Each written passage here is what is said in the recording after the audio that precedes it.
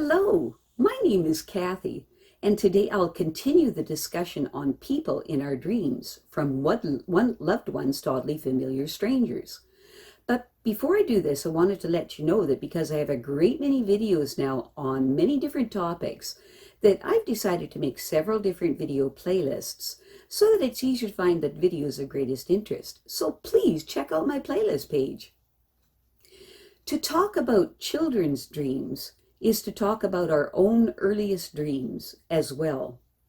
Mostly long forgotten, with many embellished over the years, but all of them as much a part of our fabric of our subconscious lives as our children's dreams are to them.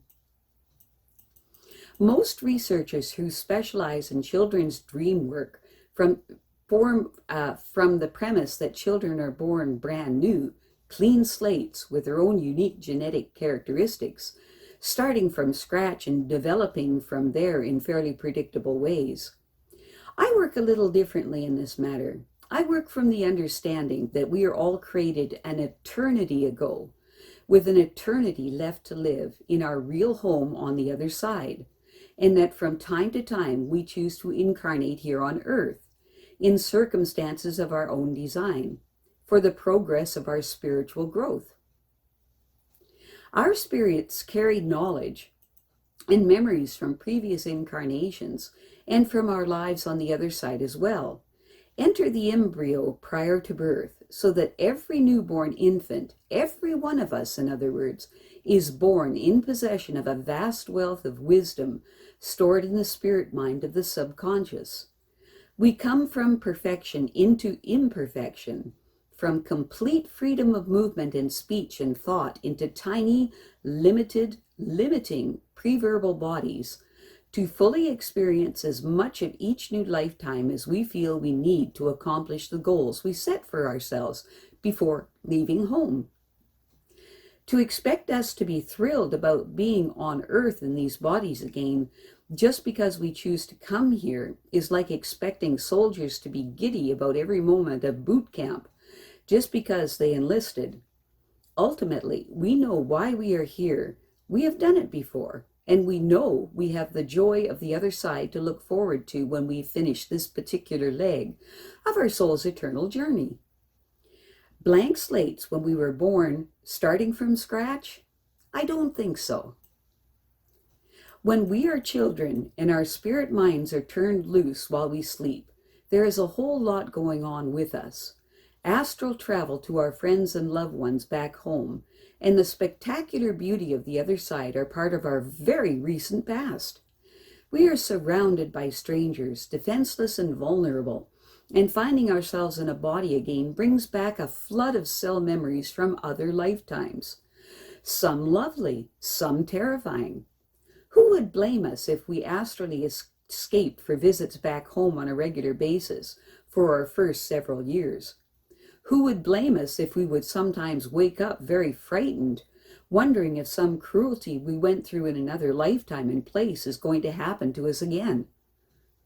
Who would blame us if our still developing conscious minds don't retain much of what our spirit minds are up to when we sleep, or if our almost non-existent early vocabularies aren't adequate to try to describe it, even if we do remember? In our first example, we have a child's recurring adventure during sleep. When the young boy was 3 years old, his mother would ask him every morning if he had had any dreams during the night.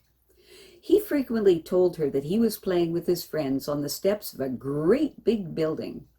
He wasn't any more impressed with the experience than when he told his mother about playing with his friends during the day. And there is no doubt about it, he kept his descriptions simple, brief, and to the point. The mother would ask him a few questions about it here and there, trying to get more information without feeding him any of her own. But it was always just friends, steps, great big buildings, and no big deal shrug. The younger the infant, the more frequent are their astral trips to the other side during sleep, as an escape to the home and loved ones there, where they feel so much safer and more secure than they feel on Earth for the first few years of their lives. The younger the child, the more clearly they can remember their previous lifetimes, for better or worse, and the more likely they are to revisit those lifetimes while they sleep, as a cell memory, or a déjà vu experience to being in an earthly body again. Researchers have found that very young children, meaning a child before they are 3 or 4 years old, never include themselves in dreams. The reason for that is that infants and toddlers don't yet have a sense of their identities in this new lifetime. They have some memories of their personas on the other side, and they can remember much of who they were in their past lifetimes. But for their first 2 or 3 years, they are strangers to themselves, as sure as amnesia victims are strangers to themselves, taking in seemingly just disjointed information from around them and trying to fit the pieces of the puzzle into some sort of order. Very often toddlers know who their names on the other side better than they know their names on earth. And toddlers who remembered being their new mother's father in a past life and were still trying to piece together the odd new rules of their relationship, and who had clear memories of dying in a concentration camp or in a terrible shipwreck that in later years they have been able to describe in amazing detail as the Titanic.